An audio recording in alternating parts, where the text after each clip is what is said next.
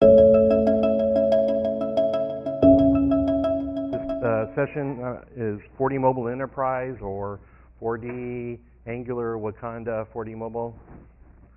And my name is Gary Pedretty. I've been developing in 4D since about 1990, 91, version 2. A little bit of fun with version 1, but pretty much all the programming I first did was version 2. And we've stayed with it since then. All my experience is working for an airline based up in Alaska, starting off with our very first reservation system written in 4D version 2 on a single computer, and our multi-user environment involved 2 computers with a sneaker net. In other words, you move the hard drive from one computer and run it over to the other computer. And went client server when it first came out, and we've kept growing since then.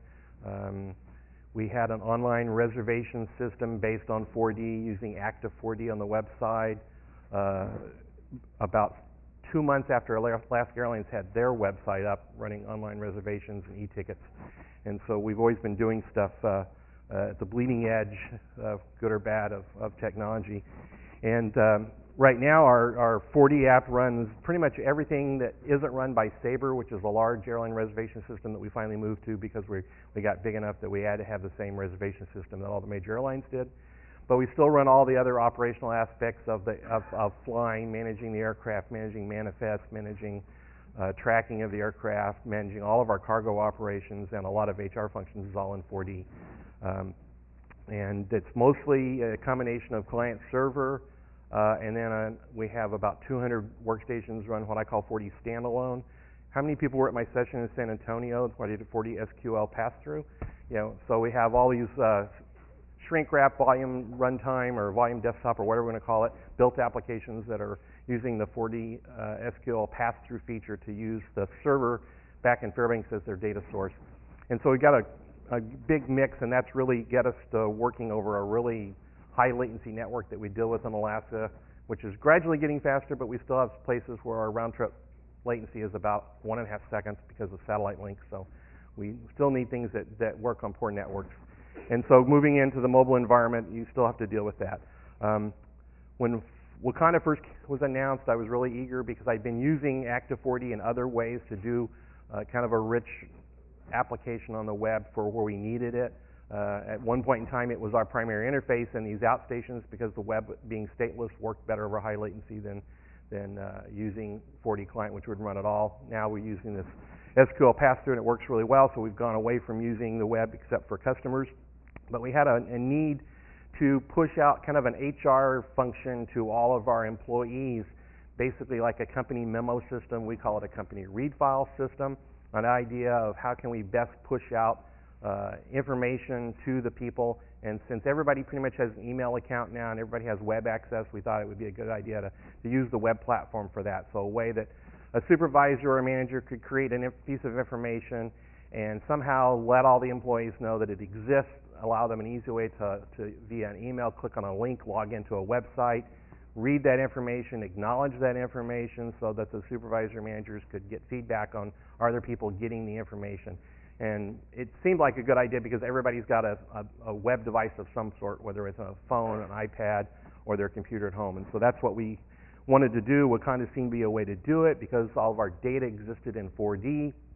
And so we wanted, and Wakanda seemed to be able to make it really easy to be accessible through to a web device of some sort.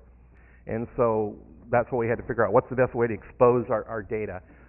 And so I tried various different ways. I mean, in Wakanda, you can use its built-in ability to just take your tables and make them available in the design environment of Wakanda, and then build all your web application using that. And I built an app that we sort of played around with that did that. Ran into some security issues because we wanted to authenticate against a table that was in 4D. And it's kind of a chicken or the egg type thing in Wakanda. If you need to use a 4D table to be able to authenticate to, then it's got to be accessible in Wakanda, which means then it's got to be accessible at least in some aspects to even guest users before they authenticate. And we didn't like that, so we didn't really want to expose that. If you use Wakanda's built-in directory system, that solves your problem because only the directory system within Wakanda and its users and passwords are accessible as a guest until they authenticate. Then you can go into your 4D data, but we wanted to use the 4D table. So ultimately, we had to do the authentication on the 4D server in a 4D mobile method. So how many people are at least familiar with what a 4D mobile method is? So it's any method on your 4D server that you then associate via assigning it to a table that you then make that table accessible into Wakanda. So basically, you have one table in our 4D database that we expose to Wakanda. It has no data in it, but it has a bunch of process methods that are associated at the table level with that method, so that those then show up in Wakanda as 4D mobile methods. If I go over to the design environment really quick, that's the one table in my and this is actually the demo database, but I'll show the real live database too. But those are all the 4D mobile methods that are in my 4D database that I make available to Wakanda to use. They're all basically receiving an object and passing an object back. So in JavaScript on my web front end, which in my case I use Angular, but you can use anything, I put all the information I need to authenticate a user or to request data into an object, send it to 4D. Initially, I'm just authenticating the user, so I'm just sending in a username and a password. 4D authenticates that against the 4D table, says, yeah, it's a real user, creates kind of a session on 4D, which is nothing other than a record in another table that has a UUID unique to that user, their employee number, which is their user ID, and a date time group that says, okay, it's going to expire after a certain amount of time.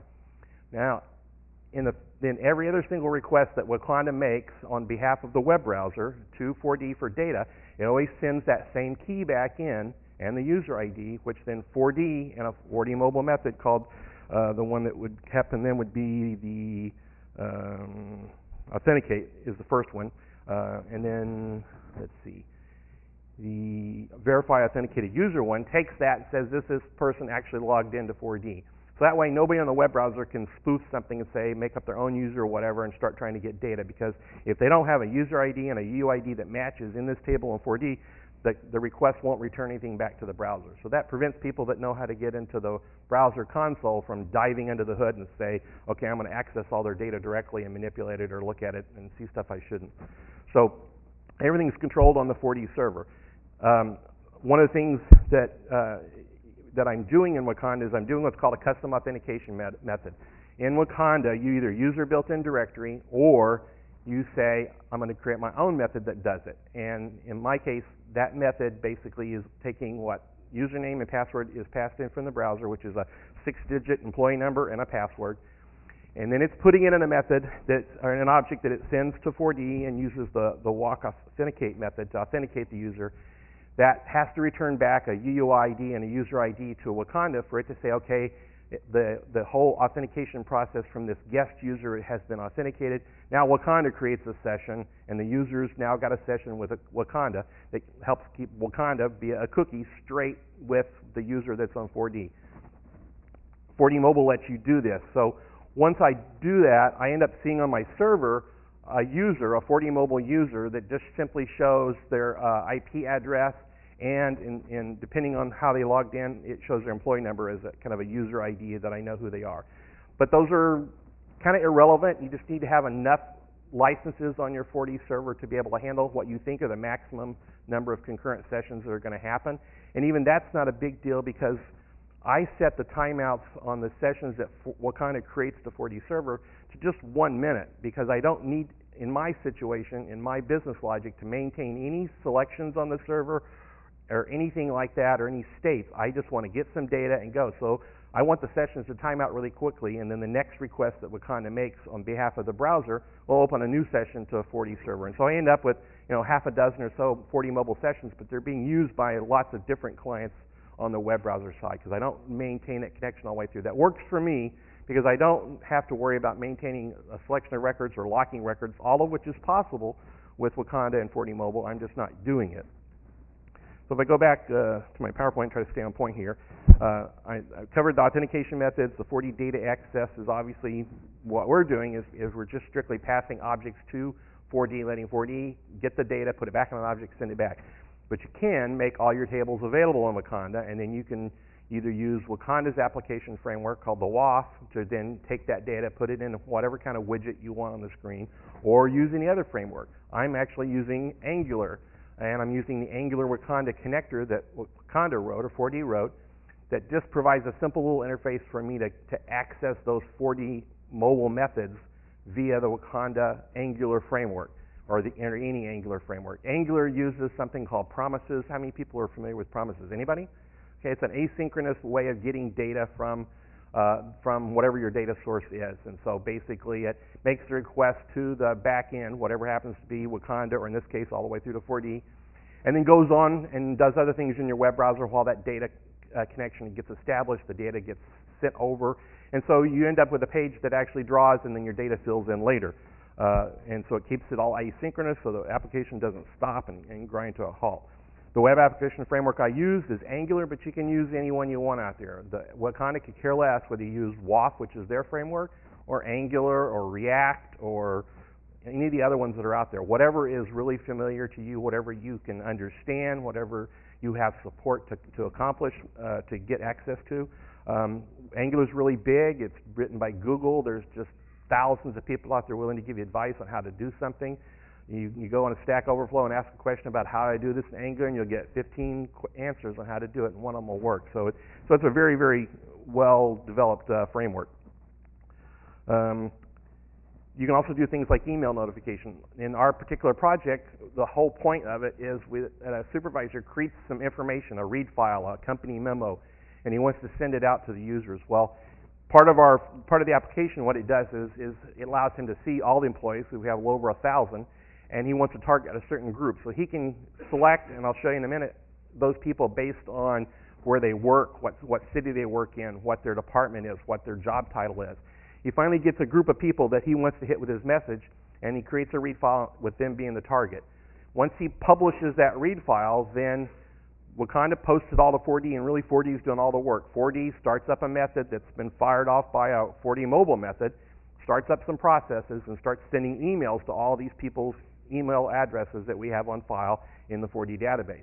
They get an email that says there's a read file that's been issued to you. Click here to check it out.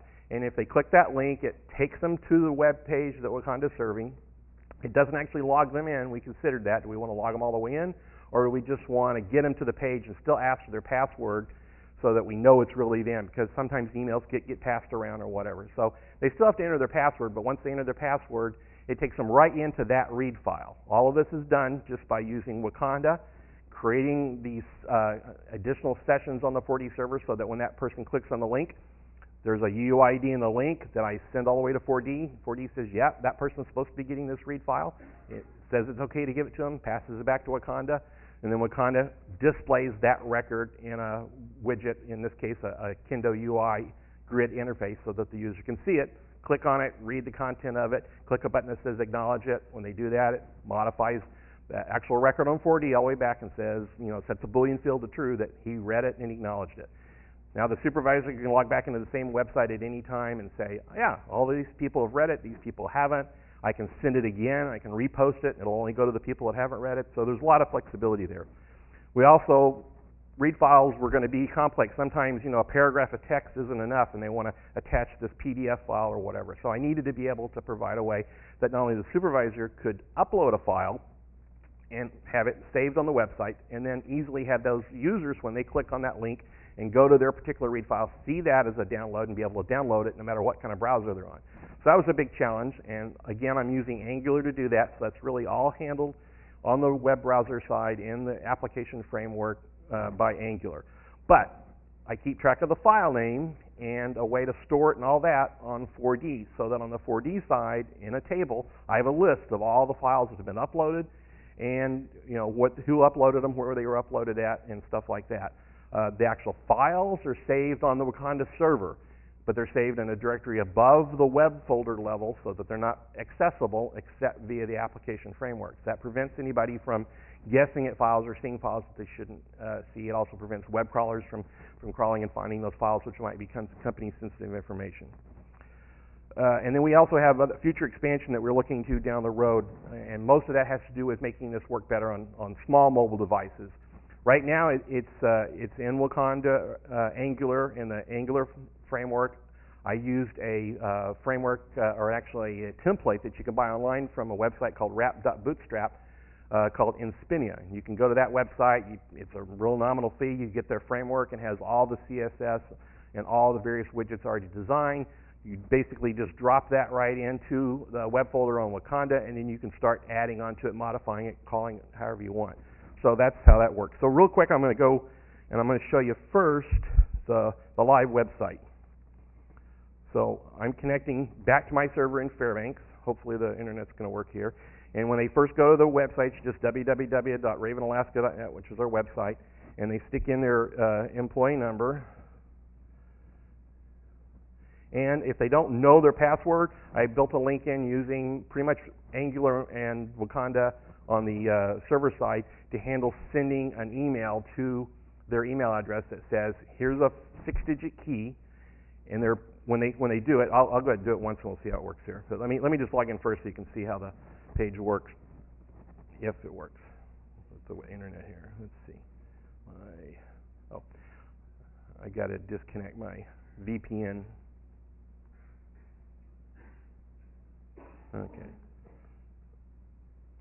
Okay, so I just logged in. So this page here is what all the employees see to begin with. Mostly what is on here is static HR or other company-related documents that are in list views. These are files, and the other nice thing about media uploads is I've done media uploads in the past where the only thing the end user saw was the file name. And so you had to get real creative on the file name as far as what the file was about. And then you also have to deal with the fact that people that create files for uploading sometimes, don't pay attention to whether you should put certain characters in the file name or not. So by controlling my uploads and downloads, I'm able to strip out characters that they shouldn't put in there and give them a description field, which you see in this first column, that basically, explains what's the file about. Here's our cell phone list, whatever. Once they click on any one of these, they can just simply click the download file, and the file downloads as a PDF. You saw it download. Getting that to work smoothly on every browser was a challenge, but that's all JavaScript stuff that you got to figure out. It's being done by Wakanda. The Wakanda server has got a server-side handler, that's a request handler that's handling that. That's basically saying, send chunk data with the right content headers and everything, so that the browser thinks that that's a file that it should download into the downloads folder and not try to display or something. They can also, depending on their permissions, I have all these buttons visible under my login because I have a high enough privilege level, which is set in 4D in my user account. I have basically a text array of privileged keywords that I pass through my authentication to Wakanda of these are the things I should have access to. And so in really easy JavaScript and Angular, I'm able to set some values that the web browser keeps track of. It says, I have access to these buttons, so display them, or these functions, and so display these buttons.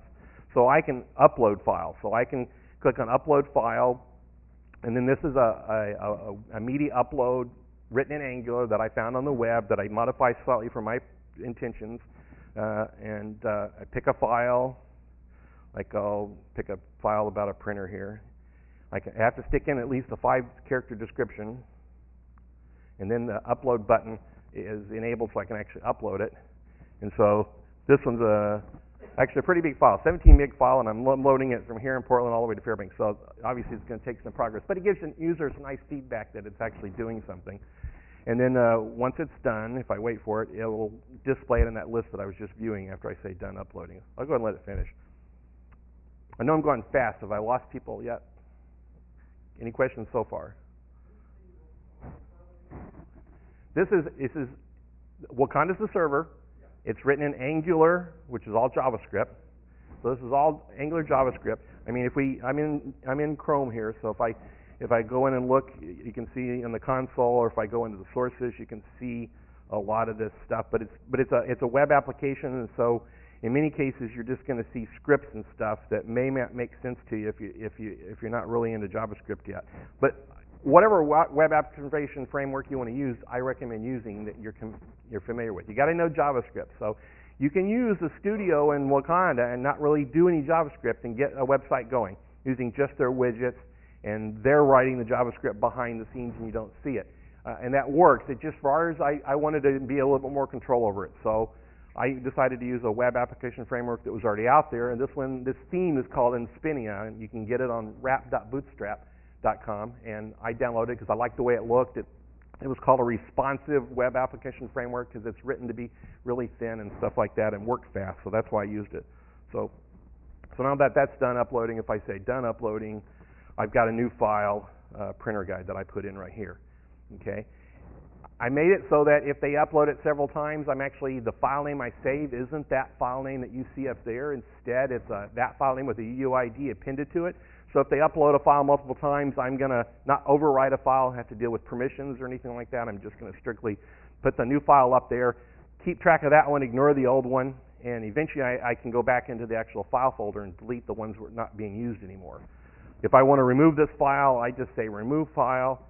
It marked the field as false back on my server, and it doesn't display anymore. It redisplayed the list, so it's not there. Even if I say update list, I don't get that file back. The file still exists on the Wakanda server, and there's still a record in my 4D database that says somebody uploaded it and what it was. I just marked the field as false. It says don't display it, and now it doesn't display. So everything I'm doing here, I'm talking to Fairbanks, servers in Fairbanks, both my Wakanda servers in Fairbanks and my 4D server in Fairbanks. So this is all live straight to that. Now, let's see. Let's go back. Let's look at the demo database really quickly. This is a demo database. It's on the USB thumb drive that you've got, and it's just excerpts from that same thing. There's a 4D database that you need to start up is either single user and have server running and have the appropriate licenses, so it'll do 4D mobile. Or in the case right now, I've got it running over here on a Windows computer, and so I'm connecting to that. I'd already logged in while ago, so I'm just going to log back out. So now, this Wakanda server is running on my laptop. It's what I showed you when I went to Wakanda a while ago. It's this mobile app. Like you said, all the code exists down here inside this web folder. If I go into here and go into like scripts, these are all my JavaScripts written in an Angular format. If I go in, what I use, and you can use any text editor you want to edit your JavaScript. I use WebStorm, which is it's not a free one. It costs a little bit, but it has a lot of rich features. And it's opening two different. Let me open okay, this is the mobile database here. So if you get this on the USB disk, this whole project will be in there. And there's a lot of 4D code here. It's or a lot of JavaScript code here. But Angular, take classes on Angular, learn about it. It uses several functions called controllers and views and templates and directives. It's a very extensible JavaScript framework, and so you can add a lot to it. But basically, when it boils down to is where this hits 4D is I have some JavaScripts that are called data services. And in here, if I zoom in a little bit, this is basically a 4D or a Wakanda promise, okay, that's talking through the Wakanda Angular connector to the 4D mobile database, the 4D database via 4D mobile. And all it's really doing is, if you know JavaScript, it gets passed in a request object, which in this case is like a username and a UUID from a user that's already been authenticated.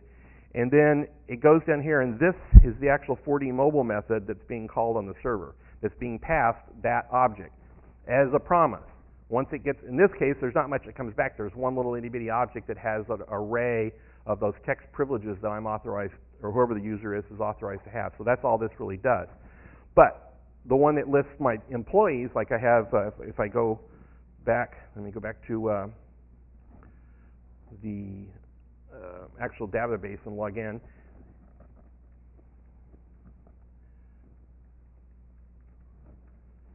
As a user, so I'm logged in as a user, and if I click on employees, I've got this. This is a grid list, and right now it says no record because by default I don't display any records. But if I say show me everybody that's all of our companies, because we have 3 different companies, and so now I just got 969 records that were sent to this grid. Okay, and those were all provided by this method right here called the get target employees. Or no, actually it was this one here. I have a generic method called get records. And so this 4D mobile method, walk get records, got all those records. Now, what I did, and you'll look in the 4D mobile methods in the demo database and you'll see this, is I tried to make it as generic as possible. I didn't want to, every time I decide to call a different table on my 4D server, have to write some different code on the Wakanda side or in the Angular side. And so I wrote these 40 mobile methods to be very generic. So basically, they receive as an object, and in that object, there's a table name, the 4D table name that they're calling. There's the SQL query. I do all the querying via SQL selects, okay?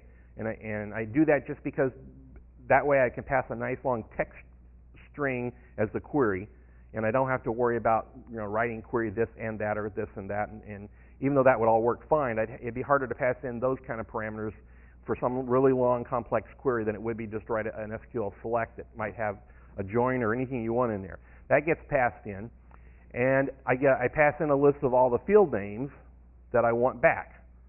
And so in that 40 mobile method, I then have a whole bunch of, and I'll actually open that and show it to you. I have a whole bunch of arrays predefined. Basically, I set it up so that the person could query up to 100 fields on any one of these walk, get records, 40 mobile methods. And so I have 100 arrays for each of the major data types. Some I don't do. I don't deal with blobs. There's no reason I would send a blob out to the Wakanda web browser. I do deal with pictures, and I send pictures out, but I what do you call them? Encode them. The HTML save encoding. I just went blank on what it's called. But anyway. And so I look at the field, I see what the field type is, because 40 knows what the field type is, and then I use the appropriate array, or one of the appropriate arrays, to populate all those, and I build up a really long SQL select into all these arrays. And so 40 does the SQL select, gets all these records, puts it into the arrays. The arrays are then basically stuffed all into an object and sent back out to 4D, and then or back out to via the 4D mobile to Wakanda. And so Wakanda sees it as an object and opens up all the data and displays it in a grid. So it works really nicely. Let me just show you that one record.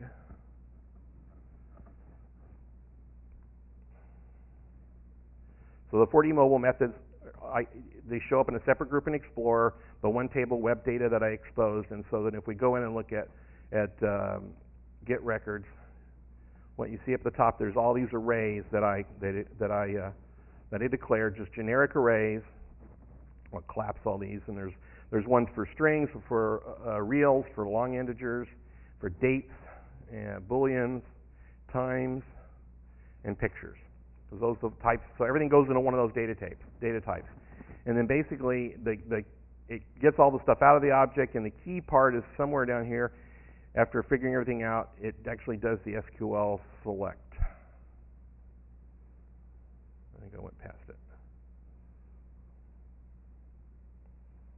Right here. So this ultimately is the select that actually happens. So all the field names are pulled out of the object, and add to the things to select all these field names, from the table name and then the query is the long built query, and then the order by is another SQL order that's just a regular that you do in SQL passed in there, and then the target arrays is actually pointers to all these, or actually it's the actual array names, but I do it via pointers to actually get the right text for each array stuck in there.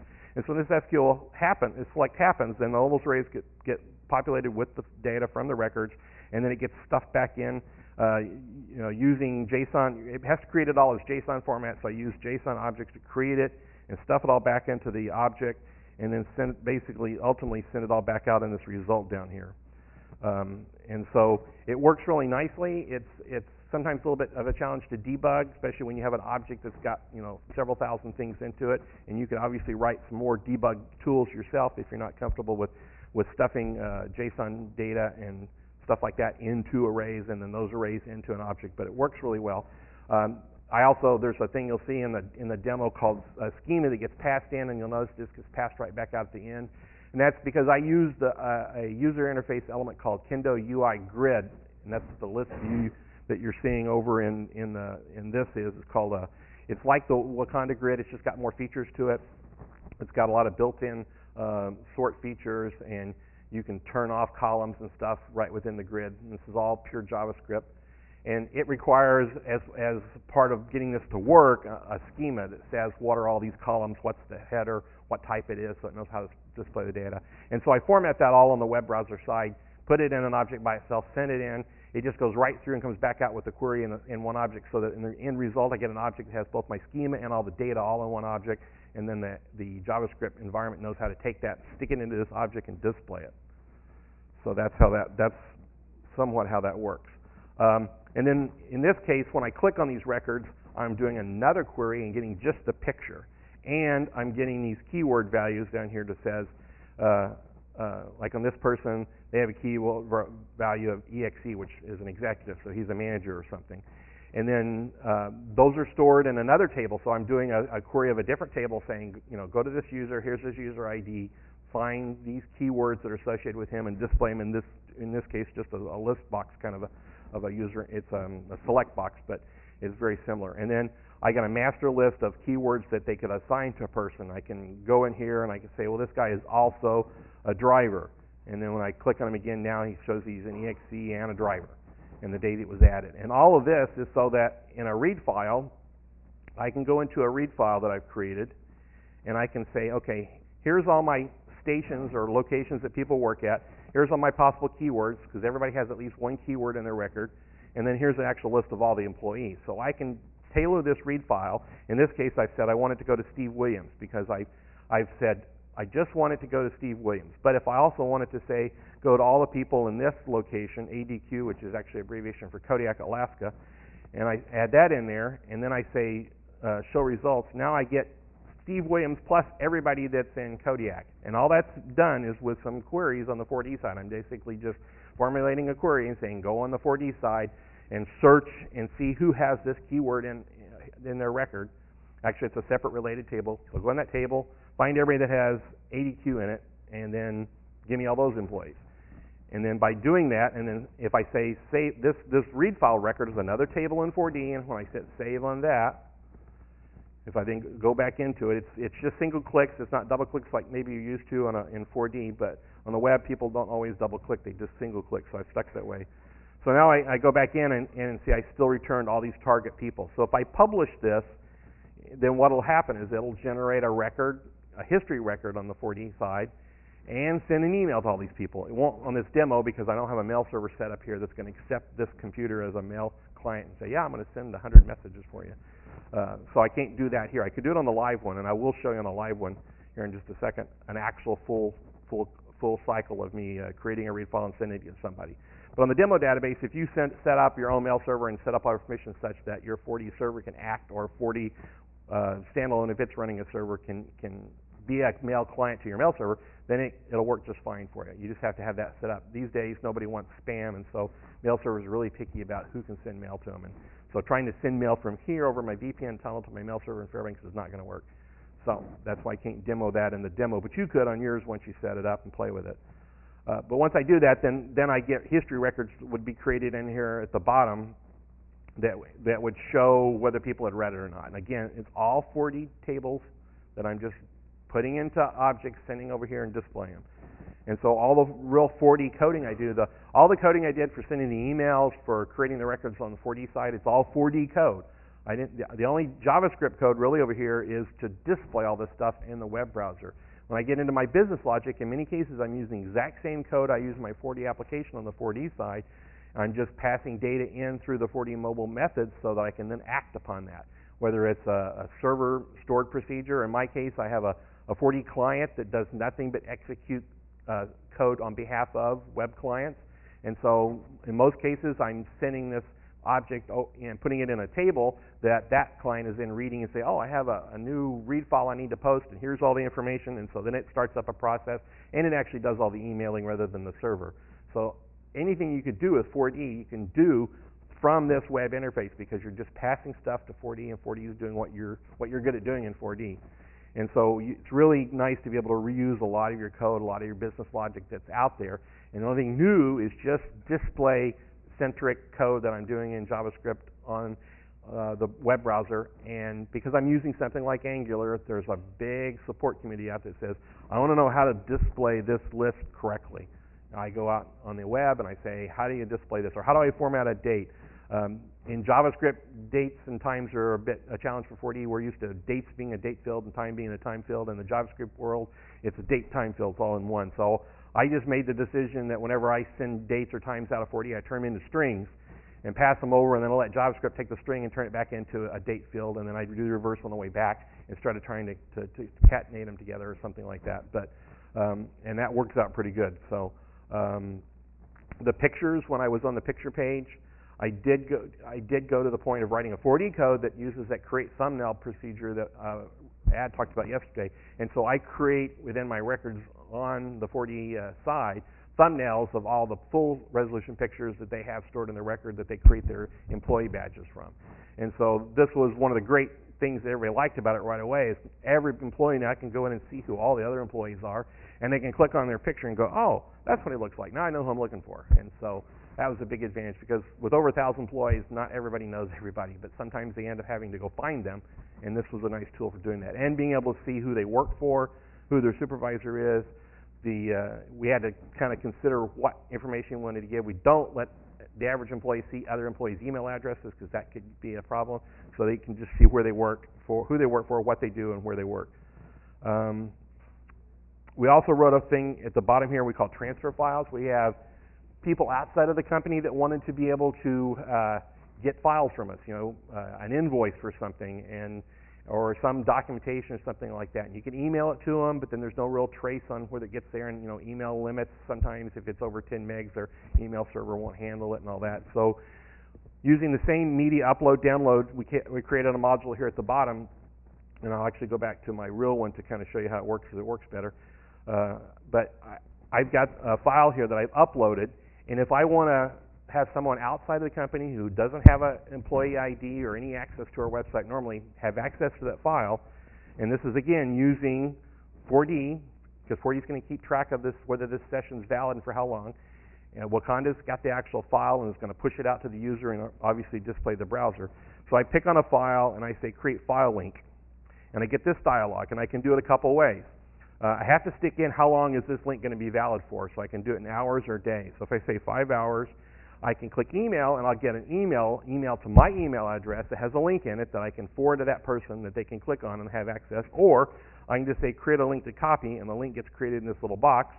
I can copy it and then cancel out of this dialog, and I can actually log out of our live website. I'm on the live website, and I can paste that URL into this link into my browser, hit return, and it logs me in to the same exact website, but all I see is that one file that I told this person they have access to. And they can't get to anything else. So now, whoever I happen to be, as long as I have that link, and as long as it hasn't expired, in this case 5 hours, after 5 hours, they would just get the login screen for the public part of the site. This is the same Wakanda server.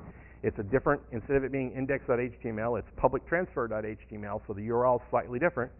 But again, there's no way they could get to any of the privileged information because this link only gives them access to that one file. And that's all by virtue of the fact that I created a record in 4D with a UUID in it, tied to that file name and with an expiration DTG, and I sent that to the user. So when he clicks on that link, he can only get that one file and only for the period of time, and he can only download this one file. So now if as that person click it, I get the file downloaded, even though I didn't use any login into my system.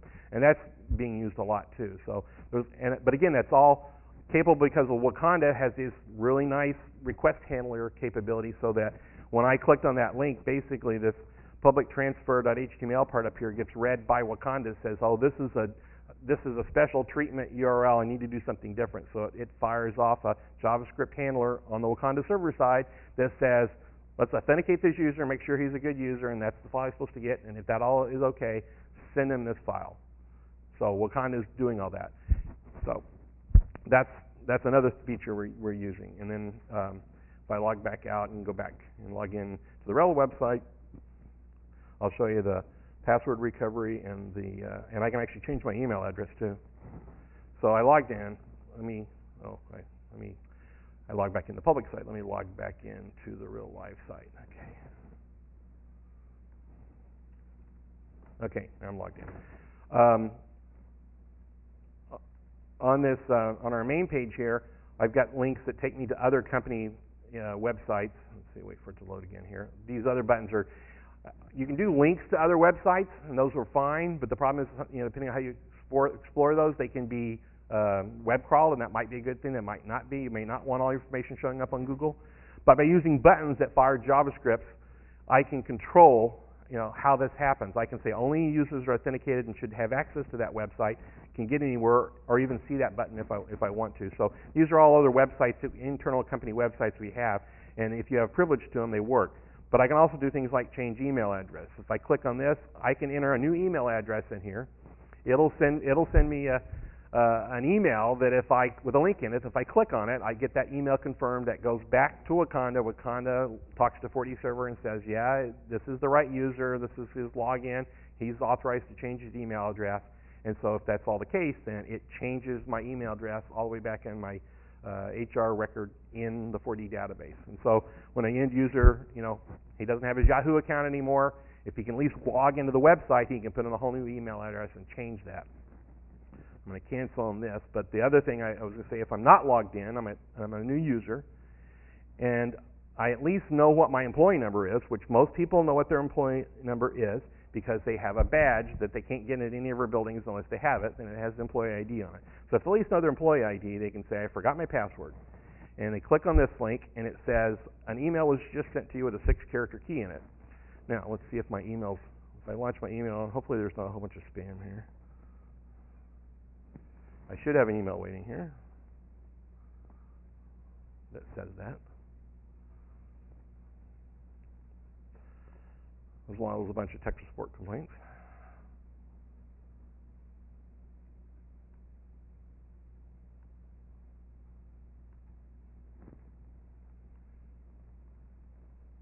And let's see if I can take a second. It's downloading 89 new messages. It's going to be a second here before it finishes. But anyway, I'll get an email that just has a 6-character code in it. It's basically the first 6 characters of okay, here's the one. So I get this email reminder. It says, enter this key to get your password. So I take this, and I go back over here, and I stick it in here, and I say confirm key. And now I'll get a new email, which I'm not going to click on because everybody knows my password. But in that will be my password, so then I can take that password and say, oh, my password is this. I forgot what it was. And then I can log into the website. So that's one of the other things. And again, that's a combination really of 4D working with Wakanda, and then working with the web browser. So all of the various parts are part of that. So let me go back because I'm just about out of time. And kind of go over, see what I forgot. Obviously, we're Java-centric. I went through that. This is what I can say. Whatever you use for web application framework, use what you're familiar with or what makes sense to you when you look at it. Don't do it just because somebody said it's a really great framework. Jump into it and look at it. Does it make sense? Do you think you can deal with it? Do you have support? Do you know somebody else that's used it? Or do you have online some support for somebody to how to use it? Take classes in JavaScript. It's a big language. I went to the O'Reilly's Fluent Conference in San Francisco last month, which is all web-centric. And, of course, it's 90% JavaScript, and there were like 2,000 people there. It was ridiculous. But you asked a question, you got an answer. It was great. So JavaScript's really important. I do a lot of tracking and monitoring. I monitor every login on the 4D database, so I can log in with my 4D application and say, okay, who all's been logging the website, who's been asking for a password, who's been changing their email, do all that on the 4D side. And for me, it's easy because I'm just 4D centric. I want to always look at my data in 4D if I can. So I do it that way. And then I think we did all that. Wakanda continues to grow. It's changed a lot. I mean, I've been on it since like version 6. And every time I've thought of something, I wish it would have that. It's always been there in the next release. They're really, really going. If you pick Angular, realize that there's a whole new version of Angular coming out probably this summer. If you're going to do more mobile, Ionic and Cordova are both supported by Wakanda now. They have framework plugins built into the studio that help you use those, and those are really great if you're going to try to push to mobile devices. And that's the next thing I'm going to jump into is using Ionic and Cordova to be able to reach to mobile devices better than what I'm doing right now. So that's my email address. The 4D demo database and the Wakanda project that are on the thumb drive are from about a month and a half ago. I've made a lot of changes since then. If somebody wants an updated version of it, email me. I'll put it up on Dropbox and let you download it. The Wakanda blog is now moved, or forum is now moved to Stack Overflow. So if you just go to Stack Overflow and search for Wakanda, you're going to get the current stuff that's on there. It's a very active list too. And then as far as JavaScript and Angular, Stack Overflow is also probably the best place to go. And so any questions? We got maybe, 4 or 5 minutes left. I got like 10 minutes left. Didn't it go to 15 after? Okay, so we got 10 minutes left, but questions. There's got to be some questions. I know I went really fast. You're hosting this on Landsat? On what? What's your server? It's a Windows server. It's a Windows 2012 server. Yeah. So, I mean, you can do it on the cloud.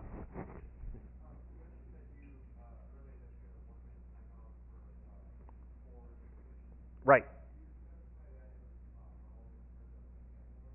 Right. That's where I stick it. Right in there. If I go back and I just double click on, let's see, back end. So, or 5 minutes. I should take it back 5 minutes. So I got it right there, 5 minutes. Okay. And like I said, I don't use the password. On 4D Mobile, it says allow anybody to connect. Now, my 4D server is inside a private network, so there's really no other access to it. The firewall is really secure. Nobody can get to it. Because of the way 4D Mobile works, it's not like you can JSON browse that anymore anyway, so it's pretty safe. But I had to do that in order to be able to facilitate the sessions between Wakanda and 4D staying right. So when Sean Liu first told me to do that, I said, oh, that seems like a security risk, but I decided it wasn't, because basically any 4D Mobile method you call, I'm going to authenticate the user either on initial authentication or any subsequent one. If they don't pass me a UUID and a user ID that matches a record in 4D that has not timed out, I'm not going to do anything anyway. So that's pretty secure. But by these timing out, then I don't see, like right now I've got 2 REST sessions going on my server over here. So, in the back.